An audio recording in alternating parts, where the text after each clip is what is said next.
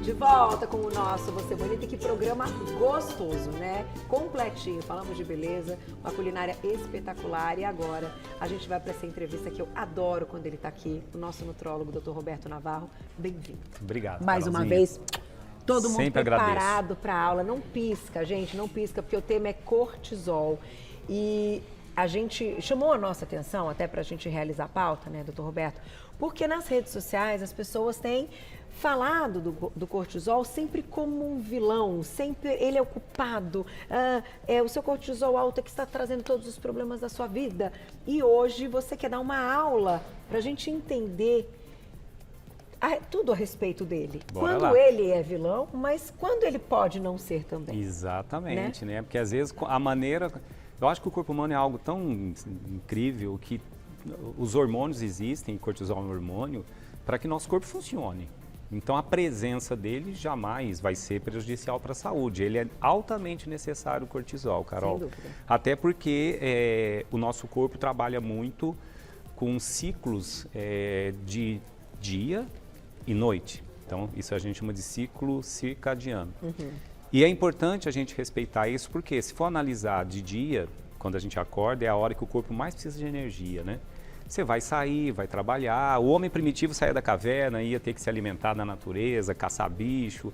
Então a gente tem os hormônios que predominam durante o dia e o cortisol é um deles. E à noite a gente tem outros hormônios que são mais específicos para a gente relaxar, para a gente dormir, né? Então por que eu comecei contando essa historinha? Porque o cortisol ele é um hormônio que cumpre uma função, primeiro, de conseguir mobilizar energia para o corpo trabalhar. Então, quando a gente acorda de manhã e tem um pico inicial de cortisol, quem produz é a glândula suprarrenal, é justamente para a gente mobilizar a energia e ficar atento ao ambiente que a gente está, para poder ficar em alerta com os perigos, a força, a explosão, depende de mobilização de energia. Então, preciso de gerar ATP na minha célula, preciso de mobilizar o que eu tenho de gordura, ácido graxo, glicose, aminoácido, tudo gera energia para o corpo. Ficar acordado, Ficar acordado, né? ficar em alerta. E o cortisol já começa cumprindo essa função nas primeiras horas do dia. O cortisol ajuda a regular a pressão arterial do corpo humano, o cortisol ajuda a deixar nosso sistema imunológico atento e em alerta quando necessário, porque o corpo vai recebendo ameaças do ambiente. Ameaças em que sentido? Situações que fazem o corpo ter que reagir logo para aquela situação. Né? Um perigo iminente, uma pessoa que te aponta uma arma, ou uma fechada no trânsito, ou um frio intenso, ou uma irritação com algo que deu errado. O corpo humano ele é provocado a reagir no ambiente em que a gente vive. E sem cortisol, a gente seria apático, a gente seria um ser inerte, a gente olharia tudo como se tudo estivesse bom, eu não precisaria reagir contra nada. Então o cortisol ele é fundamental para a nossa sobrevivência, jamais vai ser um hormônio vilão, mas vamos comparar como acontece com outros hormônios, Carol? Vamos lá. Tá, vamos por exemplo, se o hormônio da tireoide começa, a tiroxina começa a ser produzida em excesso, já no desequilibra, e se for pouco produzido também, insulina é um hormônio. Pois é. Importante existir, sem insulina a gente não constrói tecido, a gente não faz a energia entrar dentro da célula, mas em excesso também não é ruim? Sim. Então, idem cortisol. Cortisol ele é importante, mas em situações onde ele passa a ser produzido em excesso, ou quando ele começa a ser produzido em níveis muito baixos, nesses extremos, aí sim ele vai ser vilão. Aí ele vai trazer grandes prejuízos para a saúde. Doutor Roberto, antes da gente começar a dinâmica, eu tenho uma pergunta. Como você falou desse ciclo circadiano, o que acontece então com as pessoas que ficam acordadas até muito tarde, têm esse cortisol no período da noite, no escuro? Algumas porque não conseguem dormir cedo e estão acordadas em casa, vou colocar duas situações, e outras porque trabalham no período noturno. E que durante o dia não tem essa liberação de cortisol e por isso muitas vezes não conseguem se levantar, porque é base de muitos antidepressivos. Sim, não é, sim, doutor Roberto, sim, também? sim, Como é que é essa parte? Essa inversão do ciclo circadiano, quem come mais à noite, quem trabalha mais no período noturno ou quem dá plantão fica de madrugada acordado, né? Isso está comprovado por estudos, Carol. Isso traz uma alteração no dia seguinte brutal nos níveis de cortisol. que passam a ser produzidos até excessivamente. Então você começa a ter mais fome no dia seguinte, você começa a ter, pelo aumento do cortisol, porque é um fator de estresse dormir pouco, no sono a gente relaxa. Verdade. Tanto que o cortisol é produzido mais nas primeiras horas do dia, depois ele vai sendo produzido em picos cada vez menores. O cortisol no finalzinho da tarde, ele é o último pico que a suprarrenal produz, ele é bem baixinho. Chega a ser a metade do primeiro do dia, justamente para não atrapalhar a liberação da melatonina, que é o hormônio do relaxamento e do sono. E quem inverte esse ciclo dormindo mal à noite, ou tem insônia ou trabalha, isso atrapalha muito a fisiologia hormonal no dia seguinte. A suprarrenal fica meio maluca. É como se o corpo não entendesse. Fala, agora que é a hora de você estar acordado, a hora de você estar dormindo, você está acordado ou está trabalhando. Na hora que você deveria, né, não relaxou, deveria relaxar, agora está acordado, então isso traz prejuízo. Além do cortisol alterar no dia seguinte, altera também quem dorme mal, um hormônio chamado grelina, que também aumenta muito a fome. Então está comprovado, quem tem essa inversão do ciclo, inclusive os comedores noturnos, Carol, tem mais problemas de saúde. Porque durante a madrugada o corpo tem que estar em repouso, o cortisol tem que estar lá embaixo, o corpo está fazendo reparo nesse momento e você está lá, comeu 10 horas da noite uma refeição enorme, isso pode atrapalhar a fisiologia também metabólica, tem mais problemas de pressão alta, doenças cardíacas, demências, quem tem essa inversão do ciclo circadiano. Então, isso é péssimo, isso não é legal. É total. É total. Vamos começar com a nossa dinâmica e já tem perguntinhas bora do lá, público no bora lá. TV. Você começa, doutor? Vamos lá. Aqui, o que eu fiz, né? A gente pensou aqui, ó. Aqui é uma balancinha, tá? O que equilibra e o que desequilibra o nosso cortisol no corpo, tá? Só antes de começar, lembrando, gente, tem doenças que acometem a glândula suprarrenal, tá? Que o seu cortisol vai se alterar por completo, ou para mais ou para menos, por uma doença específica, tá? Aí você tem que procurar o médico, isso vai gerar um monte de sintoma e vai fazer um diagnóstico de hipercortisolismo ou hipocortisolismo por doenças específicas, tá? Aqui eu não estou falando de doença, eu estou falando de situações do ambiente, estilo de vida que pode alterar para mais ou para menos a produção do cortisol, tá? Então, nosso primeiro aqui, um grande desequilibrador, tá? É o nosso estresse diário. Porque antes o estresse lá no período das cavernas era sair para comer, se alimentar, fugir do bichinho, ou esconder da chuva, né? Era um ambiente inóspito, mas a gente tinha pouco. Menos estresse do que hoje. Eu acho que o estresse hoje é matar 10 milhões por dia, né? Pois é. Que é pagar boleto bancário, é a fechada no trânsito. E o estresse, quando a gente fala estresse, Carol, ele não é só o estresse físico. Dormir mal, acabamos de dar um exemplo, é estresse físico. O corpo não descansa, né? Então, uma infecção é um estresse, um fator de estresse.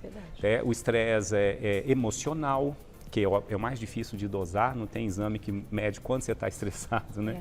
Mas o estresse realmente faz com que o cortisol seja produzido em excesso. E esse cortisol produzido em excesso, olha que maluco, o que o cortisol faz? Ele é um grande mobilizador de energia rápida. No estresse, o que o cortisol faz quando ele sobe? Ele quebra um pouquinho de glicogênio que está no teu músculo, que é uma fonte de energia disponível, joga a glicose no sangue.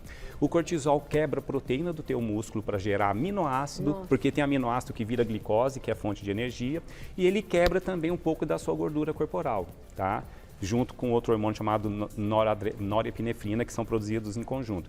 É como se o corpo jogasse no teu sangue um monte de substrato energético para você usar. Falar, você não vai estar estressado, você não vai ter que lutar?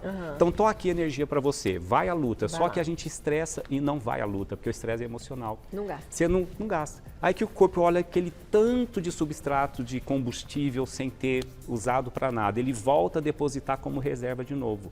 Só que o aminoácido não vai virar proteína no músculo de novo. A glicose não vai voltar como glicogênio. Gordura. Ele vai tudo sendo metabolizado em ácido graxo, sintetizado em ácido graxo e vai para a sua barriga.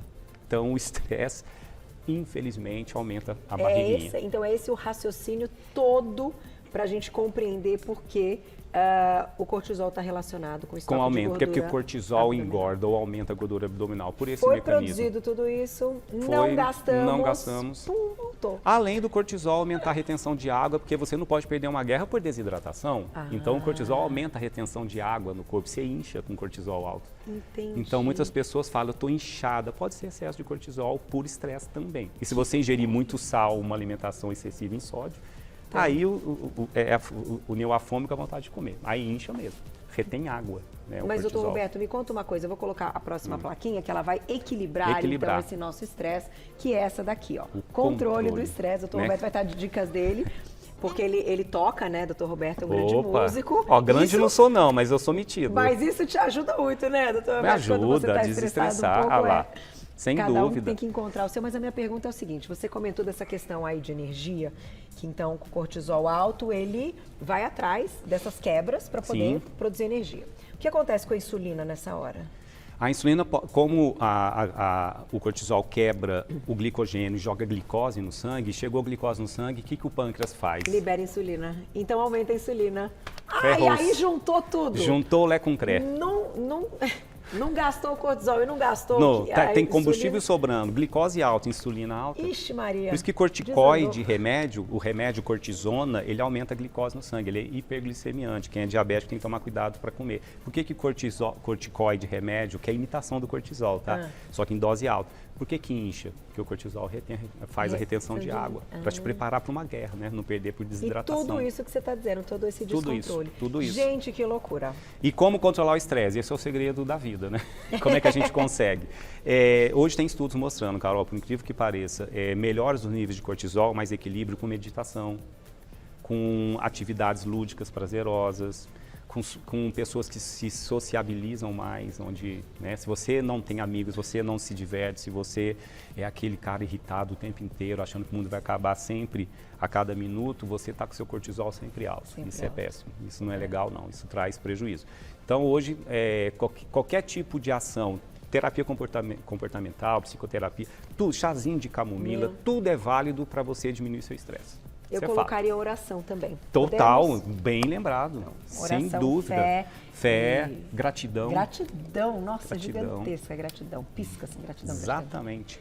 Vamos colocar a perguntinha enquanto a gente troca as caixinhas, doutor? Vamos lá, vamos botar então essas daqui pra cá. Pra cá, vamos colocar aqui. E Sueli, um beijo. Acordo com moleza, levanto e quando começa a fazer as coisas, vai melhorando. Pode ser feito do cortisol? Pode. Uma coisa que acontece, Carol, quando o cortisol começa a ser produzido em níveis sempre altos, é muito ruim para o metabolismo. Porque uma coisa é você ter um estresse pontual, que corrige rápido. Uma prova que você fez, acabou, tá? O estresse não existe mais. Agora, imagina aquele estresse diário. E o cortisol sempre alto, sempre alto.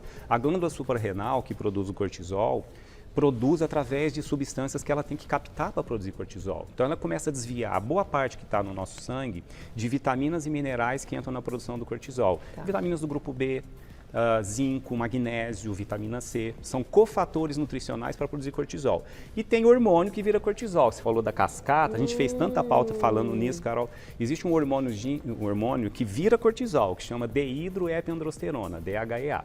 Ele é um precursor do cortisol. A suprarrenal fala, puxa, cortisol toda hora tem que estar alto, então vamos produzir mais. Pega DHEA, vira cortisol. Pega vitamina, cofator para a produção do cortisol. Chega uma hora que começa a faltar. A suprarrenal fala, meu Deus, o que nós vamos fazer? Todo dia esse cortisol alto, toda hora eu pegando DHEA para virar cortisol. Só que DHEA vira testosterona também, vira estrogênio. Não sobra para outra parte. Além dele ter uma função específica, o DHEA. E imagina vitaminas do grupo B, que são fundamentais para gerar energia para a célula. Nenhuma célula produz ATP se não tiver vitaminas do grupo B. Então, várias vitaminas do grupo B, B1, B2, B3, B5, B6, sendo desviadas para o cortisol, começa a faltar para gerar energia em outros tecidos, em outras células.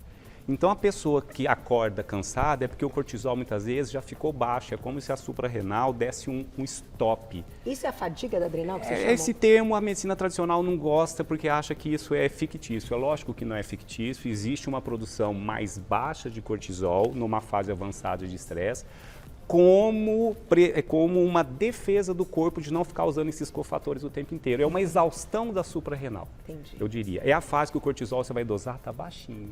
É porque já teve alto, pode ter certeza. Entendi. Cortisol baixo é o que ela perguntou, eu esqueci só o nome. Sueli. Sueli, pode ter certeza. Eu não vou dizer 100%, porque pode ter outras causas também, tá? Mas geralmente acordar sem pique nenhum, geralmente é um cortisol que não está tendo aquele pico inicial mais alto para você ter vigor. Ele deve estar muito baixo. E sem vitaminas do grupo B, nenhuma célula funciona. E disso para depressão é um pulo. Então. Um pulo. Aí. Esse é o Dr. Roberto, né, gente? Ai, meu Deus, é uma aula, adoro. Vamos para a próxima? Daqui a pouquinho tem perguntinhas do público mais, né, Fu? Então. Aqui, ó. Insônia frequente A gente fala, A gente opa, faz assim, vai lá, depois a pode gente- pegar do outro Vamos ladinho pegar do lá. outro lado já, então. Ah, não, quer... Já vamos colocar aqui o... E o sono reparador. Então, vamos tá bom. fazer essa balancinha funcionar bem. A gente falou já que durante o sono profundo a gente tem que estar com o cérebro em relaxamento. E se você começa a ter uma insônia frequente, é um fator de estresse, tanto físico, principalmente físico para o próprio cérebro mesmo, e isso traz prejuízo muito grande para a saúde. A gente já falou isso um pouquinho antes. Aqui, ó, o sono reparador, aí dicas para você ter um sono melhor.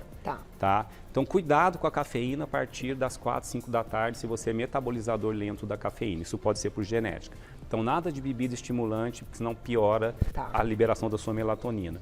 Exercício físico extenuante ou de grande impacto no período noturno, para algumas pessoas deixa muito ligado e atrapalha a qualidade do sono. Cuidado com luz de emissão azul da telinha do computador, do celular, da TV, né? Porque a luz azul, né, ela diminui a produção de melatonina, que é o grande otimizador da qualidade do sono. Então, a higiene do sono precisa ser levada a sério. Ambiente mais relaxante, musiquinha mais calma. Agora as pessoas chegam em casa às 9 da noite, vão jantar, aí querem inclusive ficar vendo televisão até meia-noite, ou querem trabalhar um pouco mais, chega em casa, tem que mandar um relatório para o chefe, aí chega meia-noite e acha que o cérebro vai desligar espontaneamente, não vai. Então quem tem insônia frequente, o cortisol altera, então reparar esse sono aí com essas estratégias, e um chazinho de camomila, um chazinho de melissa, um chazinho de casca de banana, uma passiflora, uma teanina, olha, tudo isso ajuda bastante. Doutor Roberto, depois você coloca lá no seu Eu vou Instagram colocar essas ervas que não, ajudam, pode deixar. Então, do chazinho, Chá que o povo comigo. adora. Tem perguntinha do público, quem escreveu pra gente na tela, olha lá. Obrigada, Sandra, um beijo. O cortisol alto ou baixo influencia na queda de cabelo? Sofro com um eflúvio interminável, mas nunca me pediram esse exame. Olha que se continuar falando de queda de cabelo, a Sandra disse o cortisol, então alto ou baixo, ele vai ter uma influência aí na queda de cabelo, doutor Roberto. É o que eu falei, se o cortisol começa a ser produzido em níveis excessivos, ele começa a consumir a suprarrenal muitas vitaminas do grupo B, que geram energia.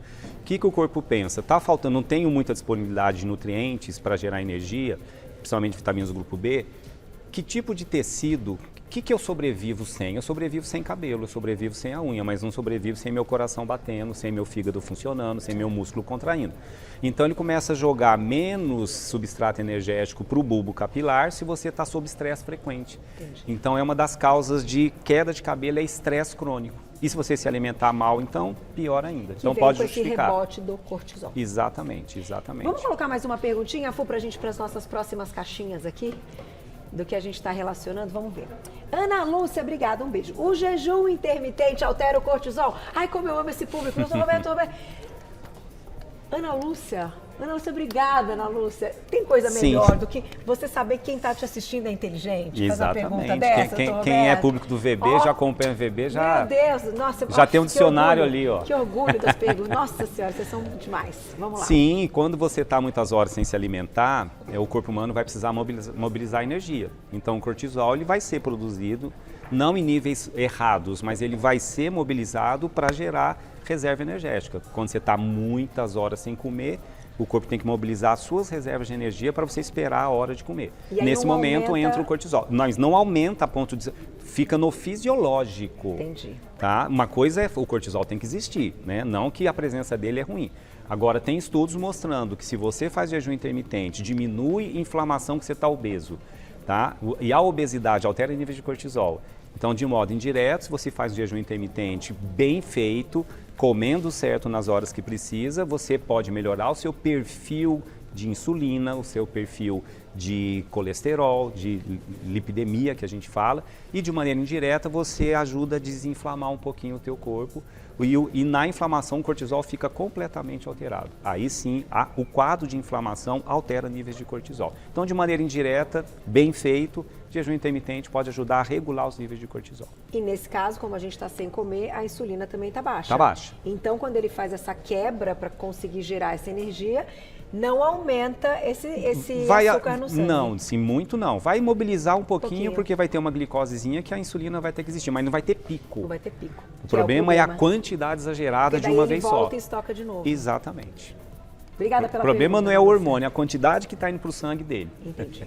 Vamos para a nossa caixinha, já tem mais perguntinhas. Eu já até coloquei para jantar aqui, que eu coloquei alimentação desequilibrada, Carol. Tá? E o que pode equilibrar, óbvio, uma alimentação equilibrada. Vários estudos mostrando, Carol, a influência de uma alimentação rica em açúcar, rica em carboidratos refinados, fazendo um pico de insulina muito alto, aumentando a resposta inflamatória e alterando níveis de cortisol para um pico menor, só que uma baixa de cortisol, não um cortisol muito alto. Tá. Cortisol baixo também traz problema. Porque a gente fala do cortisol sempre alto e esquece que quando ele está baixo também não é legal. Então existe uma balancinha do cortisol. Tem estudos mostrando populações que comem mais alimentos ultraprocessados, que tem uma alimentação com padrão muito ruim, rica em salgadinhos de pacote, em ultraprocessados, em açúcar, em refinados, tem tendência a ter mais depressão por alterações nos níveis de cortisol. Quando você aumenta a resposta inflamatória, Carol, por uma alimentação ruim, pró-inflamatória, que é esse bem exemplo que eu dei agora, existe existe uma enzima lá no nosso fígado chamado triptofano deaminoxidase. O que significa isso, Carol? O triptofano é um aminoácido que a gente ingere pelos alimentos que entra na formação da serotonina. Tá. Quando você tem um quadro inflamatório, essa enzima, o cortisol alto, estimula o aumento dessa enzima que pega o triptofano lá no nosso fígado e joga para uma resposta inflamatória. Ele vira uma substância que a gente chama de quinorrenina, que vai aumentar a resposta inflamatória. Esse triptofano é meio que roubado da corrente circulatória para o fígado, pelo fígado, diminuindo a disponibilidade de triptofano para o cérebro. E se eu tenho menos triptofano no cérebro, eu produzo menos serotonina. Entendi. Se eu produzo menos serotonina, eu tenho mais fome, eu fico mais deprimido. Então, tem estudos mostrando resposta inflamatória por alimentação pró-inflamatória com alteração de triptofano e aumento do cortisol, isso trazendo um prejuízo terrível. Então, uma alimentação saudável é o mais indicado. Rica em minerais que a suprarrenal precisa, rica em magnésio, rica em vitaminas do grupo B, rica em vitamina C, rica em fibras, em vegetais, uma alimentação mais natural, mais completa, rica em alimentos de verdade. Isso pode trazer pobre em açúcar e pobre em refinados. Isso traz um equilíbriozinho do cortisol, sem sombra de dúvida. Doutor Roberto, vitamina D e cortisol, tem qualquer relação? Afinal, quando a gente fala de vitamina D, é um hormônio, né? Ela entra na cascata da produção, porque na verdade o colesterol que nós produzimos no nosso fígado, ele é precursor de várias coisas. Ele entra na formação da vitamina D, o colesterol. A vitamina D, ela pode sofrer um desvio para a produção também do cortisol, ela é uma precursora hormonal também, só que ela tem as ações dela. Uma vez produzida vitamina D, ela vai ter as ações. Tá? Mas existe sim uma correlação de vitamina D mais baixa com imunidade ruim e com resposta inflamatória exagerada. Então, toda vez que a gente fala em resposta inflamatória exagerada, Carol, alguns hormônios vão se desequilibrar. Um deles é o cortisol. Então, de maneira indireta, a vitamina D em níveis baixos pode jogar mais lenha na fogueira. Pode prejudicar um pouquinho mais. Gostei do termo, jogar mais lenha na fogueira. Mas jogar mais lenha na fogueira. Assim a gente entende de forma mais simples, né, doutor Roberto? Tem mais perguntinha do público? Quem escreveu pra gente na tela? Olha lá. Vamos tirar nossas caixinhas. E, Érica, um beijo. O cortisol vai diminuindo conforme vamos envelhecendo? A pergunta ótima também. Olha, isso é uma polêmica porque o envelhecimento corporal faz com que as glândulas também passem a produzir hormônios em níveis menores. A mulher vai envelhecendo seu ovário, começa a entrar na menopausa. O homem vai envelhecendo o seu testículo e vai produzindo menos testosterona. Então, existe sim a possibilidade das nossas glândulas com envelhecimento perderem a capacidade, não perderem, mas diminuírem a capacidade de responder numa produção mais equilibrada daquele hormônio. Mas como o cortisol cumpre muitas funções metabólicas, a gente não deixa de produzir mesmo envelhecendo. Então não quer dizer que eu vou envelhecer, meu cortisol vai alterar. Não necessariamente. Assim como o colesterol. Exato, assim como qualquer outro hormônio, né? Vamos pegar os hormônios esteroidais, o cortisol é um deles, tá? Todos vêm da suprarrenal. Cortisol, testosterona, estrogênio e progesterona. São os hormônios chamados esteroidais. Então, teoricamente, existe a possibilidade de a gente produzir um pouco menos, responder com menos eficiência na produção do cortisol no envelhecimento, mas o impacto disso ainda não está bem claro se isso traz prejuízo à saúde. Como testosterona traz, como queda de estrogênio traz, né? São hormônios que cumprem funções metabólicas importantes, né? Tá certo. Tem mais perguntinha, Fu? Já vou fechar com a última caixinha. Olha lá, aproveitem. Senelli, um beijo para você. Como fazer o exame do cortisol? Coleta de sangue, quais os valores ideais? Essa é ótima também. Também, pra a gente pode ver, né? sim, Vir de forma real, né? Quando existem doenças que têm alguns exames específicos, tá? Tem doenças que a suprarrenal produz o hormônio através do estímulo de hormônios produzidos no cérebro, tá? Tem um hormônio que estimula, chama ACTH, hormônio corticotrófico. É ele que faz a suprarrenal produzir cortisol. Tem doenças que acometem o cérebro, tá? Que são doenças específicas, que a produção do cortisol deixa de existir. Praticamente não é produzido, por esse hormônio ser inibido. Aí tem exames muito específicos, completamente técnicos. Agora, de um modo geral, a gente pode dosar o cortisol no sangue, fazer a curva, primeiro pico de cortisol de manhã, dose no finalzinho da tarde e dosa lá para umas 10 até meia-noite. Essa curva de cortisol a gente não pede com frequência pelo trabalho que está. Mas às vezes ele ajuda bastante. Ou dosar pelo sangue ou fazer a dosagem do cortisol pela urina também. E a dosagem de cortisol pela saliva, que é o mais interessante para mulheres ou homens. Quem usa hormônio, quem faz tratamento hormonal, mulheres que usam anticoncepcional, por exemplo, altera os níveis falseadamente de cortisol no sangue. Então não é mais um parâmetro. Então, para mulheres ou homens que tomam hormônio, eu peço cortisol na saliva. Aí o resultado, algodãozinho, né, aquele algodãozinho, exatamente. Lá. Mas dá para dosar cortisol sim, dá para a gente ter uma boa noção por exames de laboratório. Tá certo. Vamos fechar nossas caixinhas para fechar com perguntinhas do público também. Aqui temos qual o problema? Esportes de competição. Por que eu trouxe isso? Porque quando você faz um exercício que você está sob estresse, que você precisa vencer, né? Vamos colocar mais para cá, Carol, acho que vai dar, ó. Deu.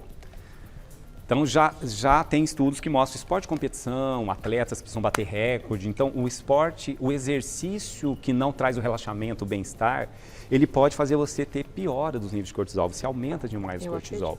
E os esportes ou os exercícios físicos que são mais gratificantes, você faz pelo prazer de estar fazendo mesmo, uma caminhada ou uma corrida, que eu sei que você ama correr. Então eu sei que para você é prazeroso, para outros pode ser um sacrifício.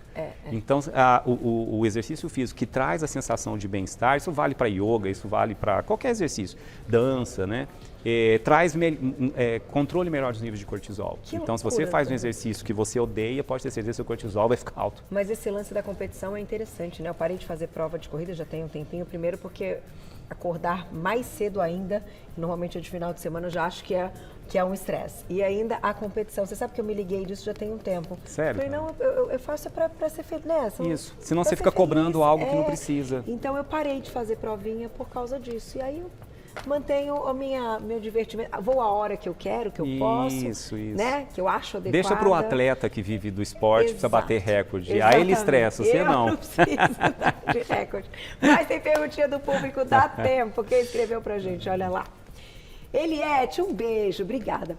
Quem tem transtorno bipolar pode ter cortisol alto? Olha que bacana essa pergunta, Carol. Fechamos com chave de ouro. O cortisol, quando ele está alto no teu sangue, ele altera um pouquinho um neurotransmissor no cérebro chamado glutamato. O glutamato é um neurotransmissor que existe lá, é um dos neurotransmissores que o cérebro produz, além da serotonina, dopamina, já conhecidos, né?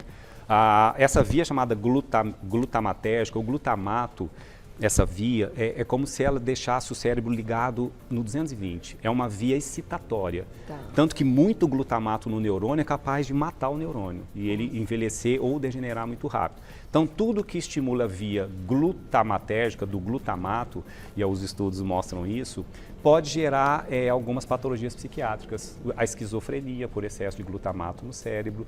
E alguns estudos sugerem que o bipolar tem momentos em que ele está estimulando via glutamatérgica, está ligado no 220, ele vira super-homem, ele acha que pode tudo. Depois, essa via, né, deixa de ser estimulada, ele cai numa sensação de depressão, de perda de vigor, por isso que ele é um bipolar, né? Uma hora está bem, outra hora está mal. E o cortisol alto é sim capaz de estimular a via glutamatérgica. Tá? Estimula a entrada de cálcio dentro do neurônio, que faz a excitação do neurônio ocorrer. Aí vem o tal do magnésio ajudar. O magnésio, ele inibe um pouco essa via glutamatérgica. Ele ocupa o lugar onde entraria o cálcio lá no neurônio e faz o neurônio relaxar, ficar mais tranquilinho. Por isso que às vezes o magnésio, a gente fala, toma magnésio que você vai dormir melhor, né? Mas a correlação de cortisol com doença psiquiátrica é uma realidade, Carol. É um fato. Ai, temos 30 segundos, eu tenho um monte de pergunta, né, Fefe, como sempre, né, doutor Roberto? Oh, meu Fiquei com aquela Deus. pulga atrás da orelha daquele remédio, sabe aquele remédio que deixa as pessoas assim, tem um monte de gente tomando sem, né? Porque tem a ver que não é isso? Isso, estimula a Ai, vai ser pro dopamina. próximo. Tá bom, tá bom. Não dá mais tempo, mas ó, lá nas redes sociais você acompanha, as lives deles são incríveis. @doutor abreviado Roberto Navarro, tudo junto. @doutor abreviado Roberto Navarro, tudo junto. Com essa aula magnífica do nosso queridíssimo nutrólogo. Até a próxima.